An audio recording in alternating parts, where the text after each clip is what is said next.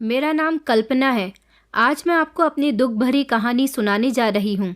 मैं अपने ख़ानदान की इकलौती और लाडली बेटी थी। मेरे पिता की कोई बहन नहीं थी और ना ही मेरे चाचाओं के घर कोई लड़की पैदा हुई थी। मेरे पिता अपने सारे भाइयों में सबसे बड़े थे। मेरे पिता अपने भाइयों को बहुत प्यार करते थे और उनके घर बसाने की जिम्मेदारियां निभाते निभाते मेरे पिता की उम्र काफ़ी बढ़ती चली गई थी और अपने भाइयों की फिक्र में वो अपना घर न बसा सके। मेरी दादी तो काफ़ी सालों पहले ही मर चुकी थी, लेकिन मेरे दादाजी जब मरे तो मेरे पिताजी के हाथ में अपने छोटे बच्चों का हाथ थमा गए थे और उनसे कहकर गए थे कि अपने छोटे बहन भाई का ख्याल रखना। मेरे दादा ने कहा था कि मैं अपने छोटे बच्चों को अपने बड़े बेटे के हाथ में सौंप कर जा रहा हूँ। मुझे उम्मीद है कि मेरा बड़ा बेटा अपने छोटे भाइयों का हमेशा ख्याल रखेगा। बस इसीलिए मेरे पिताजी ने अपने छोटे भाइयों के घर बसाने की खातिर और उनका ख्याल रखने की खातिर अपने आप को बूढ़ा कर लिया था। मेरे पिताजी के छोटे भाइयों को तो अपने भाई की कोई फिक्र ही नहीं थी कि बड़े भाई ने भी एक दिन शादी करनी है। इसी तरह जब तक मेरे पिताजी ने अपने तीनों भाइयों की शादी नहीं कर दी और उनकी जिम्मेदारियों से फ्री नहीं हुए, तब तक वो 40 साल की उम्र तक पहुंच चुके थे। मेरे पिताजी अपने भाइयों का घर बसाते बसाते अकेले रह गए थे। जब सारे घर में वो अकेले रह गए तो उन्हें ख्याल आया कि अब उनके लिए ज़िंदगी गुजारना बहुत मुश्किल हो गया, इसलिए जीवन साथी होना चाहिए। सारे भाई मजदूरी करते थे, इसलिए कोई अच्छा रिश्ता नहीं मिल सका और वो भी मेरे पिताजी को तो इस उम्र में रिश्ता मिलना बहुत मुश्किल काम था। पिताजी ने अपने जैसे ही लोगों में बात चलाई तो एक औरत जो बेसहारा और विधवा थी और रिश्तेदारों की सताई हुई थी, मेरे पिताजी को मिल गई और इसी तरह मेरे माता पिता की शादी हुई और उन दोनों का घर बस गया। शादी के पहले ही साल में मैं पैदा हो गई थी तो मेरे माता पिता बहुत खुश हुए थे। दोनों ही बहुत उम्र को पहुंच गए थे और दोनों ने ही बहुत उम्र में पहुंचने के बाद अपनी औलाद को पैदा किया था। इस तरह जल्द ही औलाद की खुशी मिल जाना उनके लिए किसी बड़ी खुशी की बात से कम नहीं थी और फिर हुई भी बेटी थी। मेरे पिताजी को बेटियों का बहुत शौक था और उनको बेटी होने की बहुत चाहत थी, क्योंकि मेरे पूरे ख़ानदान में ही किसी के पास बेटी नहीं थी। मैं अपने घर में खुशहाली बनकर पैदा हुई थी। बेटी पैदा हो गई तो मेरे पिताजी को मेरी शादी की फ़िक्र सताने लगी। वो और भी ज़्यादा मेहनत करने लगे। घर में पैसे तो बहुत सारे आने लगे थे, घर के हालात भी बदलने लगे थे। मेरे माता पिता ने मुझे बहुत लाड प्यार से पाला था और मेरी बहुत लाड से परवरिश होने लगी थी।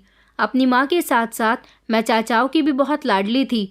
उन दिनों सबके रिश्ते भी एक दूसरे से बहुत ज़्यादा गहरे थे।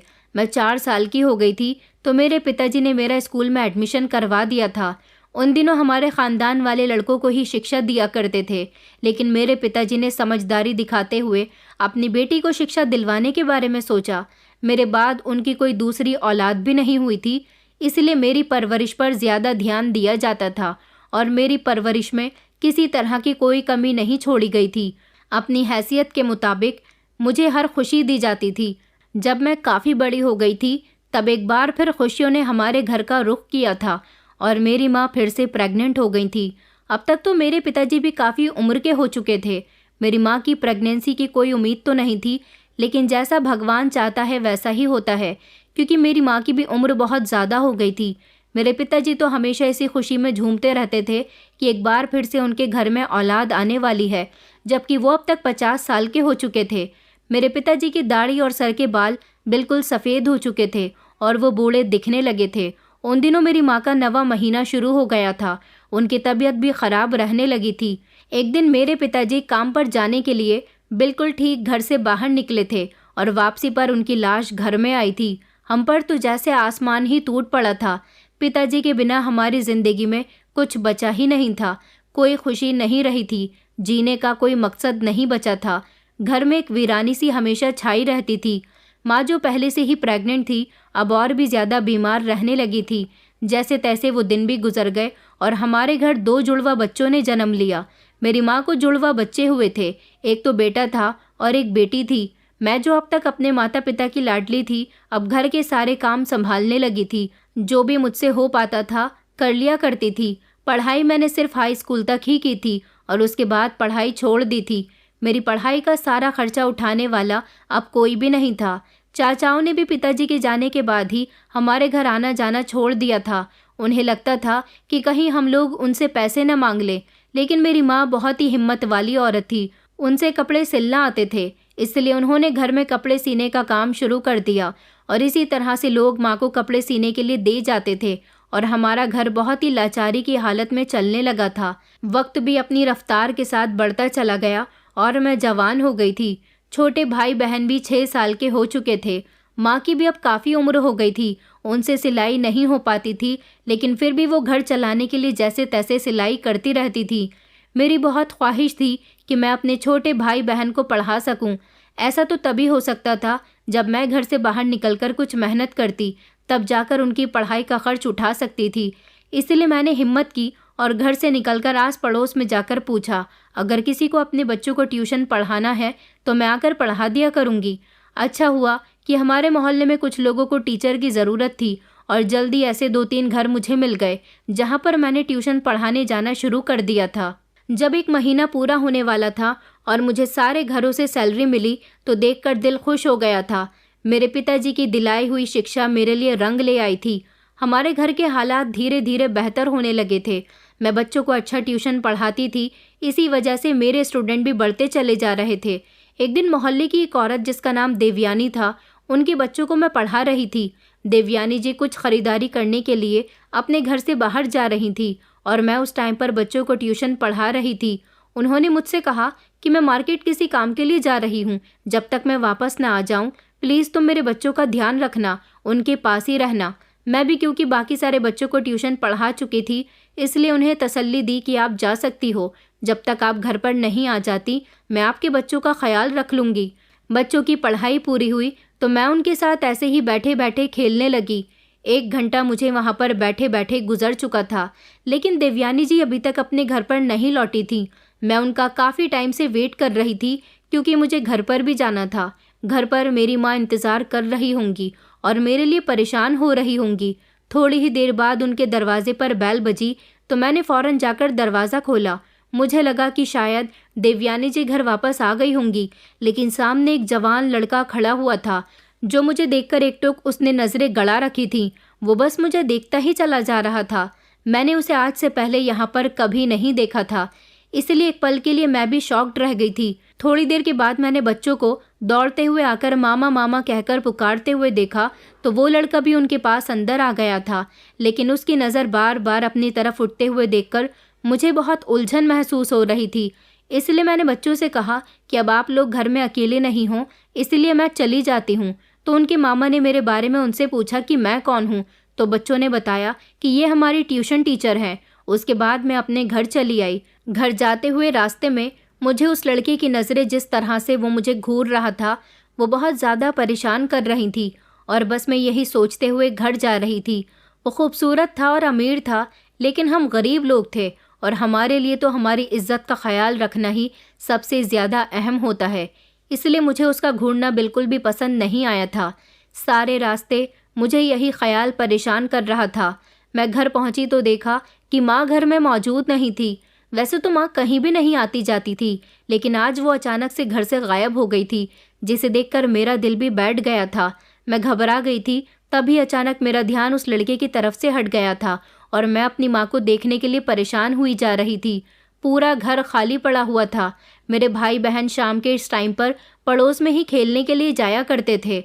अब मैं इस तरह से बैठ तो नहीं सकती थी, इसलिए उन्हें ही देखने के लिए चली गई।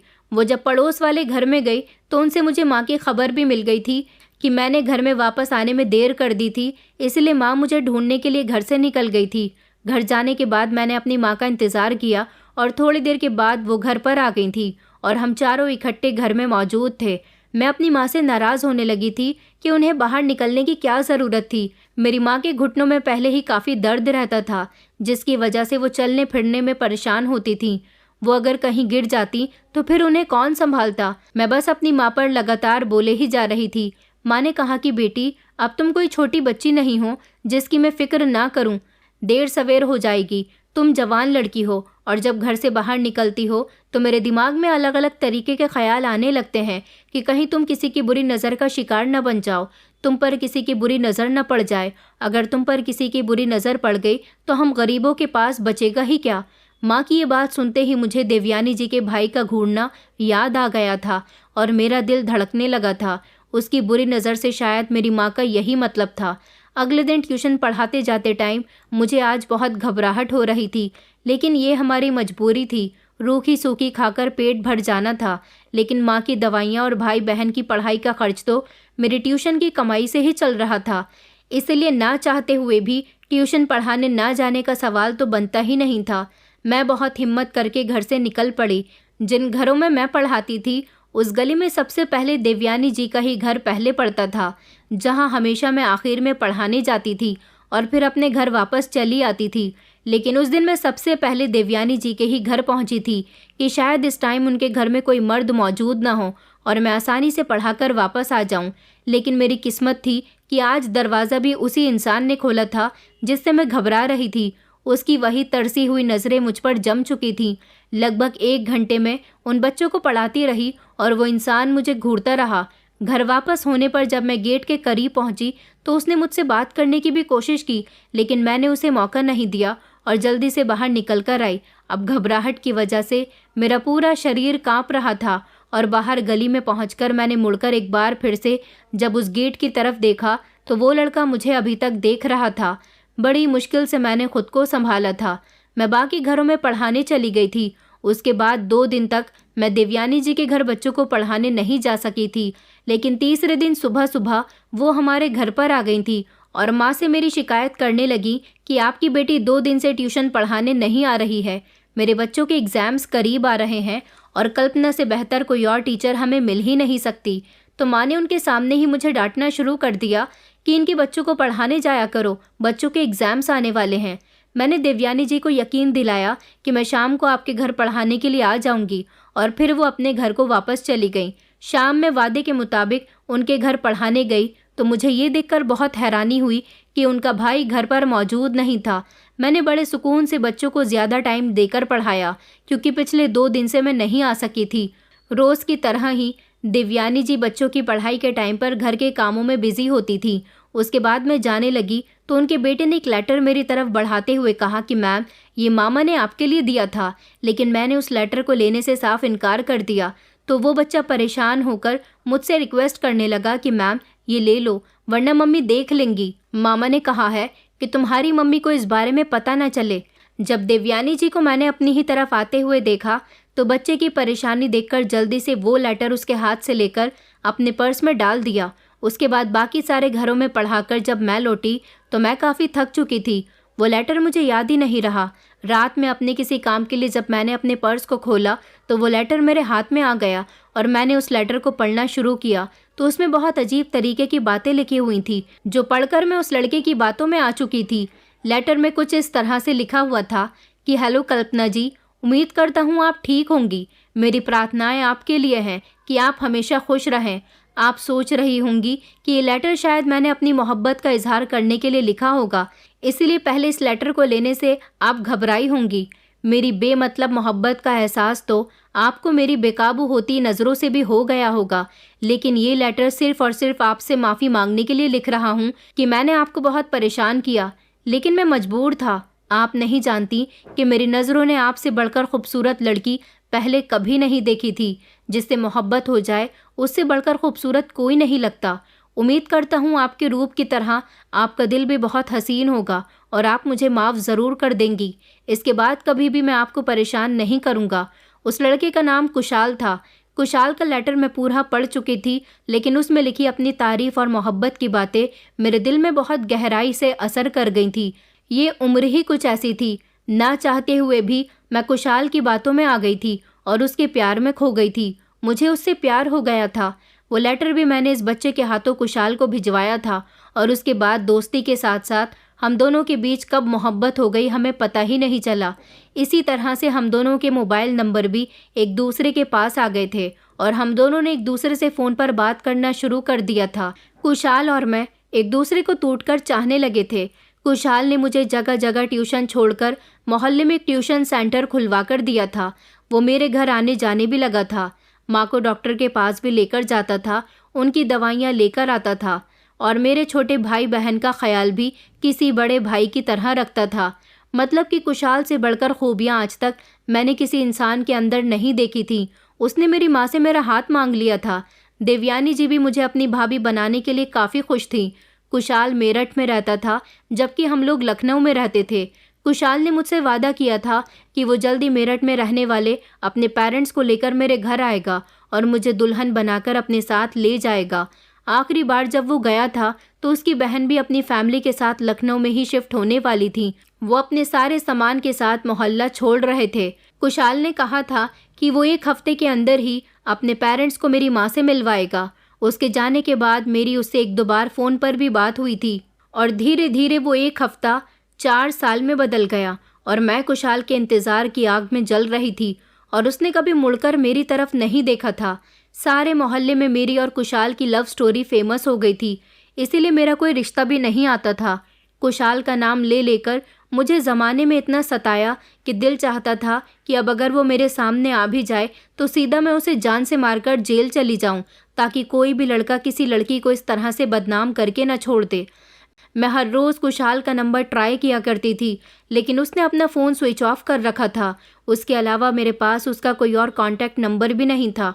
और फिर 4 साल के तकलीफ़देह इंतज़ार के टाइम के बाद हमने वो मोहल्ला और शहर भी छोड़ दिया और फिर एक नए शहर में रहने लगे। वहाँ पर मेरा एक रिश्ता आया। अब मेरे लिए कुशाल और उसकी झूठी मोहब्बत को भुला देना ही ठीक था। उसके बाद मेरा रिश्ता सम्राट नाम के लड़के के साथ हो गया। कुछ ही दिनों के बाद मेरी सम्राट के साथ शादी हो गई और मैं दुल्हन बनकर उसके घर चली गई। जब मैं अपने ससुराल चली गई तो पिछले 2 घंटे से सजी धजी दुल्हन बनी बेड पर अकेली बैठी हुई अपने दूल्हे के आने का इंतज़ार कर रही थी। लेकिन अब तो ऐसा लग रहा था वो इस कमरे में आना ही भूल गया था। थकान से मेरा बुरा हाल हो रहा था। ज़्यादा बैठे रहने की वजह से मेरी कमर में भी बहुत तेज़ दर्द होने लगा था। पर ऐसे में मैं लेट भी तो नहीं सकती थी कि किसी भी टाइम मेरा दूल्हा आता ही होगा। मैं इन्हीं ख्यालों में बैठी थी कि कमरे के दरवाजे के पास किसी की आहट हुई। मैं सिमट कर ठीक से बैठ गई और नज़रें झुका ली। चेहरे पर घूंघट होने की वजह से मैं देख नहीं पाई थी कि अंदर दाखिल होने वाला इंसान कौन है। जब अपने पास किसी को बैठता हुआ महसूस किया तो मेरी सांसें ज़ोर ज़ोर से चलने लगीं। लेकिन मेरे कमरे में मेरा पति नहीं बल्कि मेरी सास आई थी। उन्होंने मेरे सर पर हाथ रखा और कहने लगी कि बेटी, इतनी देर से तुम बैठी हुई थक गई होगी, ज़रा कमर सीधी करके लेट जाओ। तुम्हारे पति के आने में अभी थोड़ा वक्त है, वो दोस्तों के साथ बातें करने में बिजी है। ये सुनकर मुझे अजीब लगा था कि ये कैसा दूल्हा है जिसे अपनी शादी की रात भी दोस्तों के साथ वक्त गुजारने की लगी हुई है।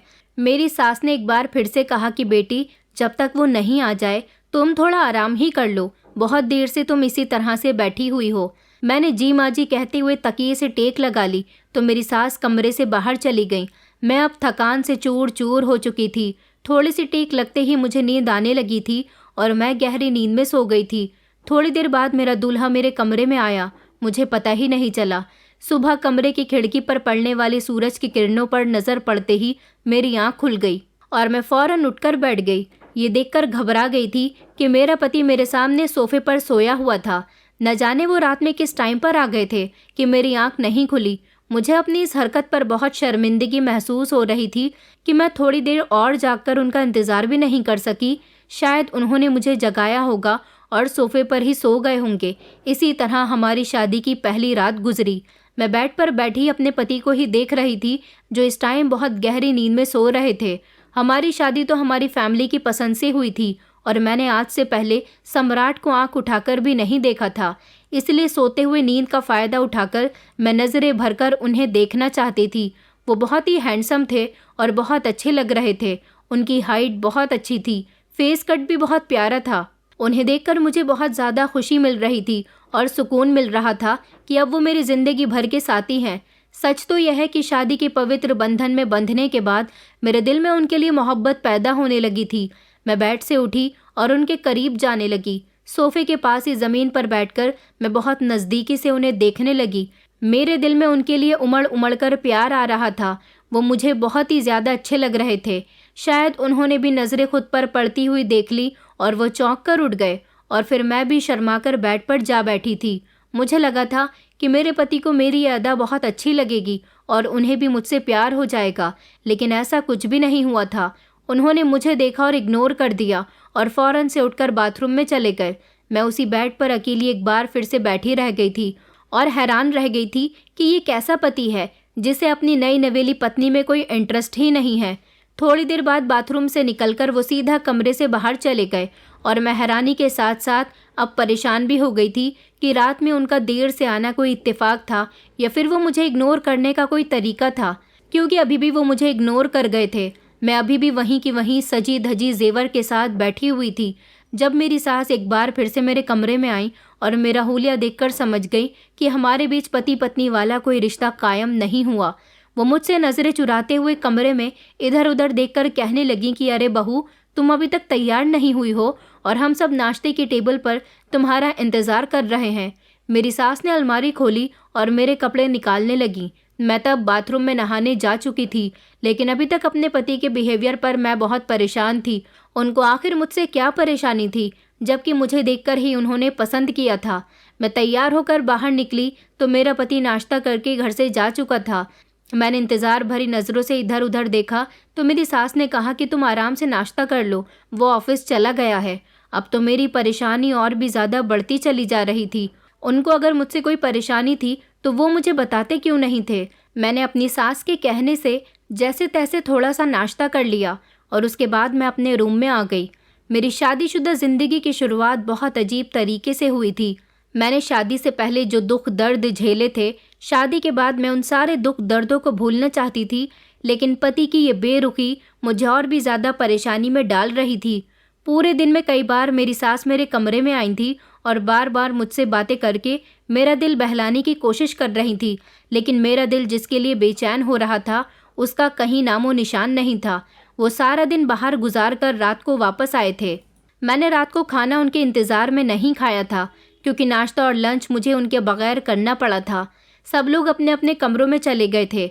सास आखिरी बार मेरे कमरे में चक्कर लगाने आई थी और मुझसे कहकर गई थी कि तुम लेट जाओ, आराम करो। लेकिन अब मैं ये सोच रही थी कि कल की तरह फिर से मेरी आंख न लग जाए और फिर कल की तरह वो मुझे सोता हुआ देखकर सोफे पर न सो जाएं।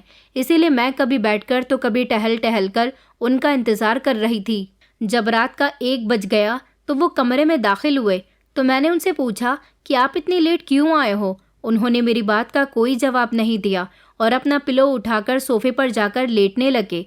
तो मैंने उनसे कहा कि आपको नींद आ रही है। उन्होंने फीके से शब्दों में कहा कि हाँ। मैंने अपने पति से कहा कि मैंने आपके इंतज़ार में खाना भी नहीं खाया। ये सुनकर उनके चेहरे पर थोड़ी परेशानी भरे एक्सप्रेशन दिखने लगे थे, जिससे मुझे अंदाज़ा हुआ कि चलो अच्छा है कि मेरी थोड़ी बहुत फिक्र तो है। और फिर उसके बाद वो बाहर चले गए। थोड़ी देर के बाद फिर जब वो रूम में आए तो उनके हाथ में खाने की ट्रे थी। इसका मतलब वो मेरे लिए किचन से खाना लेने के लिए गए थे। ट्रे बेड पर रखकर उन्होंने मुझसे कहा कि तुम खाना खा लो। मैंने कहा मैं आपके बिना खाना नहीं खाऊंगी। तो उन्होंने मुझे गुस्से भरी निगाहों से देखा। फिर उसके बाद वो मेरे पास बैठ गए थे, लेकिन मुझे उनकी कोई भी बात समझ नहीं आ रही थी कि वो मुझसे इतना ज़्यादा कटे हुए क्यों थे। मैं अपने पति को देखकर बहुत पसंद करने लगी थी। अब मुझसे उनकी ये बेरुखी बर्दाश्त नहीं हो रही थी, इसलिए मैंने उनसे सवाल किया, क्या मैं आपको पसंद नहीं हूँ जो आप मुझसे इस तरह दूर दूर भाग रहे हैं। उसने 1 मिनट के लिए तो मुझे गौर से देखा और उसके बाद कहने लगे कि हाँ यही बात है, मुझे तुम पसंद नहीं हो। ये सुनकर तो मेरा दिल टूट गया था और मेरे पैरों तले से ज़मीन निकल गई थी। मैं जो अपनी आंखों में हज़ारों सपने सजाकर अपने ससुराल आई थी, अगर उन्होंने मुझे ठुकरा दिया तो मैं क्या करूँगी, कहाँ जाऊँगी। अब एक बार फिर से मुझ में ये सब बर्दाश्त करने की हिम्मत नहीं थी, इसलिए मैं रोते हुए उनके कदमों में बैठ गई और कहने लगी कि आप मुझे मौका दे दो। मैं ज़िंदगी भर आपकी ग़ुलामी करने के लिए तैयार हूँ, लेकिन थोड़ी सी जगह मुझे अपने दिल में भी दे दो। मुझे खुद से दूर मत करो। उन्होंने एकदम पलटकर मुझे जवाब दिया कि तुम मुझसे तलाक ले लो। ये सुनकर तो मैं हैरान रह गई थी कि अचानक मेरे पति ने मुझे तलाक का ही शब्द बोल दिया। मेरे पति ने कहा कि मैं तुम्हें तलाक देना चाहता हूँ, क्योंकि मैं तुम्हें अपनी पत्नी बनाकर नहीं रख सकता। इस बात पर मैं बुरी तरह से बिखर गई थी और कहने लगी कि आखिर क्यों आप मुझे अपनी पत्नी बनाकर नहीं रख सकते, आखिर क्या वजह है। उन्होंने कहा कि मैं किसी और से मोहब्बत करता हूँ और उसे अपनी पत्नी बनाना चाहता हूँ। वो ही लड़की मेरे दिल में जगह बना चुकी है, अब किसी और की मेरे दिल में गुंजाइश बाकी नहीं रही। मैंने कहा कि इसमें मेरी क्या गलती है, मैं किस बात की सज़ा भुगतूंगी अगर आपने मुझे छोड़ दिया तो वो कहने लगे कि तुम इस चीज़ की फ़िक्र मत करो, मैं तुम्हें बेसहारा नहीं होने दूंगा, बल्कि तुम्हारी शादी मैं अपने दोस्त से करवा दूंगा। वो बहुत ज़्यादा अमीर है और तुम उसके घर में ऐश करोगी। मुझे अपने पति की इस बात पर बहुत हैरानी हो रही थी। वो कैसा इंसान था जो अपनी पत्नी की शादी किसी और से करवाने के बारे में सोच रहा था। लेकिन मैं ही पागल थी। उस आदमी के दिमाग पर तो किसी और लड़की के प्यार का भूत सवार था जिससे वो शादी से पहले ही चाहता था। मैंने अपने पति से कहा कि भले ही उस लड़की से शादी कर लो, लेकिन मैं आपके साथ ही रहूंगी, आपकी पत्नी बनकर। वो फिर मेरे कदमों में गिर गया और कहने लगा कि तुम प्लीज़ किसी भी तरह से मुझे छोड़ दो। तुम लोगों से कह देना कि मेरा पति नामर्द है और इसी वजह से तुमने मुझसे तलाक ली है। तुम्हारे रहते वो लड़की मुझसे कभी भी शादी नहीं करेगी। मुझे अपने पति की बातों से बहुत बड़ा सदमा लगा था। 2 दिनों में ही मैं अपने पति से इतनी ज़्यादा मोहब्बत करने लगी थी। उसके साथ तो मैंने अपने घर बसाने के सपने देखे थे और वो इंसान मुझसे जान छुड़ाने के चक्कर में था। लेकिन मैं अपने पीछे अपनी विधवा माँ और अपने 2 अनाथ बहन भाई को छोड़कर आई थी। इतनी जल्दी उनको इतना बड़ा दुख कैसे दे सकती थी? मेरी माँ तो शादी के दूसरे दिन ही मेरी तलाक की बात सुनकर मर जाती। इसलिए मैंने उनकी बात एक्सेप्ट कर ली कि वो मेरी शादी अपने दोस्त के साथ करवा देंगे। और सुबह होते ही मैंने हंगामा कर दिया कि मेरा पति तो नामर्द है।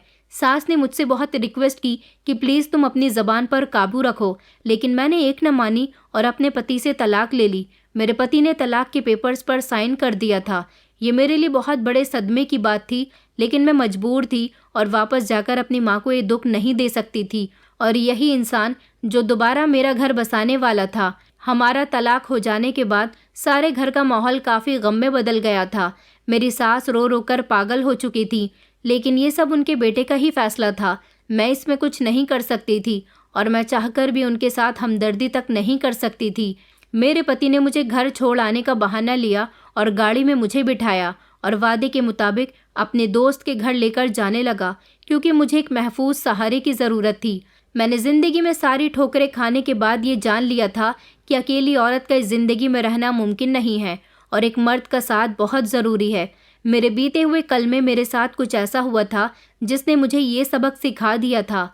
गाड़ी में बैठे हुए मैं अपनी गुजरी हुई ज़िंदगी के बारे में सोचे जा रही थी। जब गाड़ी रुकी तो मैं होश की दुनिया में वापस आ गई थी। मेरा पति, जो अब मेरा एक्स हस्बैंड बन चुका था, उसने मेरा हाथ पकड़ा और एक बड़े से घर में मुझे लेकर चला गया। वो मुझे इसी घर में अपने दोस्त से मिलवाने लेकर आया था। अंदर चलकर हम जब उस घर के अंदर दाखिल हुए तो घर बहुत ज़्यादा बड़ा और अंदर से बहुत खूबसूरत बना हुआ था। उसके बाद वो मुझे एक कमरे में लेकर जाने लगा। कमरे का दरवाज़ा खोलते ही उसने मुझसे कहा कि ये लो तुम्हारी अमानत, तुम्हारे पास वापस आ गई। मेरी आंखों से लगातार आंसू टपक रहे थे और मैंने नज़रें झुकाई हुई थी। मुझे नहीं पता था कि वो इंसान कौन है जिसकी अमानत मेरा पति मुझे कह रहा था। इन शब्दों पर मैंने चौंक कर जब अपनी नज़र उठाई तो सामने उस इंसान को देखकर मेरे होश उड़ चुके थे। वो जो उसका दोस्त था, उसे तो मैं अच्छी तरह से जानती थी। उस इंसान को भला मैं कैसे भूल सकती थी? उसका मेरे बीते हुए कल से बहुत गहरा रिश्ता था। मैंने तो सोचा था कि मैं सारी ज़िंदगी सम्राट की सुहागन बनकर गुजार दूंगी, लेकिन मुझे सम्राट से शादी भी रास नहीं आई और मैं नहीं जानती थी कि इस तरह चालाकी से सम्राट मुझे इस इंसान के सामने लाकर खड़ा कर देगा। सम्राट के दोस्त की जगह जब मैंने कुशाल को देखा तो पिछले दर्द भरे जख्मों को लगाए सारे टांके उधड़ चुके थे। मैं एक बार फिर से अपने बीते हुए कल की परेशानियों को महसूस करके उस तकलीफ में पहुंच गई थी। जब रात को रो रो कर मैं कुशाल का इंतज़ार करती रहती थी और उसकी कहीं से भी कोई खबर मुझे नहीं मिल पाती थी, मैंने एकदम से कुशाल का गिरेबान पकड़ लिया और उसे झंझोड़ झंझोड़ कर सवाल करने लगी कि तुमने मुझे इतना बड़ा धोखा क्यों दिया? मैंने तुम्हारे साथ के लिए कितने सुहाने सपने सजाए थे, तुमने मोहब्बत की कितनी बड़ी बड़ी बातें कही थी। आखिर तुम क्यों बदल गए? कुशाल, तुम क्यों बदल गए? उसने मेरे हाथों को अपने हाथों में पकड़ लिया और मेरी आंखों में देखने लगा। उसकी आंखों में दर्द मुझे साफ नजर आ रहा था, लेकिन अब भी वो मेरी नज़रों में मेरा गुनाहगार था। उसने मेरा दिल तोड़ा था। उसने मुझे रिलैक्स करके चेयर पर बिठाया और कहने लगा कि कल्पना, मैं तुम्हें धोखा देने के बारे में कभी सोच भी नहीं सकता था, लेकिन मैं खुद बहुत मजबूर था। मेरी बहन ने जब घर आने के बाद तुम्हारे बारे में मेरी फैमिली को बताया तो मेरे माँ बाप ने तुम्हारे और मेरे रिश्ते के लिए साफ इनकार कर दिया था, लेकिन फिर भी मैं उन लोगों के खिलाफ जाकर तुम्हारे पास आने लगा था। और फिर एक रोड हादसे में मेरा एक बहुत बड़ा एक्सीडेंट हो गया था। मैं पूरे 2 साल तक बिस्तर पर पड़ा रहा था। न चल सकता था, न बैठ सकता था और न ही कुछ बोल सकता था। मेरी दिमागी हालत बहुत ख़राब हो गई थी और 2 साल पहले जब मेरी तबीयत कुछ ठीक हुई तो सबसे पहले मैं तुम तक पहुंचना चाहता था। और मेरी इतनी बड़ी परेशानी के बाद मेरे पेरेंट्स भी तुमसे शादी करवाने के लिए राज़ी हो गए थे। मैं तुमसे बात करना चाहता था और तुमसे मिलना चाहता था। मेरी तबीयत कुछ ठीक हुई तो मैंने तुम्हारे मोहल्ले में जाकर तुम्हारे बारे में पता किया तो पता चला कि तुम लोग कई साल पहले वो घर छोड़ चुके हो। मैंने कितनी जगह तुम्हें ढूंढा लेकिन तुम्हारा कहीं आता पता नहीं चला। मैंने तुम्हारा नंबर भी ट्राई किया लेकिन तुम्हारा फ़ोन बंद जा रहा था। फिर अचानक एक दिन तुम मुझे सम्राट की शादी में नज़र आ गई। उस टाइम तुम दोनों शादी के बंधन में बंध चुके थे। फिर मैंने हिम्मत करके तुम्हारी शादी की रात सम्राट को अपनी पूरी कहानी बताई और उसके कदमों में गिर गया कि सम्राट मेरे दोस्त, प्लीज़ मेरी सालों पुरानी मोहब्बत को मरने से बचा लो और मुझे मेरी कल्पना वापस लौटा दो। सम्राट को जब पता चला कि तुम भी मुझसे मोहब्बत करती हो तो उसने एक प्लान बनाया कि वो तुमसे किसी और को पसंद करने का बहाना लेकर तुम्हें तलाक दे देगा ताकि तुम फिर से मुझसे मिल सको। कुशाल की कहानी सुनकर मुझे बहुत दुख हुआ। यकीनन वो बहुत बड़ी तकलीफ से गुजरा था, लेकिन सम्राट से मुझे ये उम्मीद नहीं थी कि वो कम से कम सच्चाई बताकर मुझे तलाक दे देता। लेकिन सम्राट ने अपनी दोस्ती निभाई थी। मैं समझ गई थी कि सम्राट ने सिर्फ हमारी मोहब्बत की खातिर मुझे नहीं छोड़ा था, बल्कि उसने अपनी दोस्ती को भी अच्छे तरीके से निभाया था। उसके बाद मेरी शादी कुशाल के साथ हो गई और सम्राट ने भी किसी दूसरी लड़की से शादी कर ली थी। अब कुशाल और मैं एक दूसरे के साथ बहुत खुश हैं। मुझे खुशी है कि मेरी मोहब्बत मुझे मिल गई है। दोस्तों, उम्मीद करती हूँ आपको हमारी कहानी पसंद आई होगी। कहानी पसंद आई है तो वीडियो को लाइक करें, चैनल पर नए हैं तो चैनल को सब्सक्राइब करें और हाँ, नोटिफिकेशन बेल को ज़रूर दबाएं ताकि अगली अपडेट सबसे पहले आपको मिले।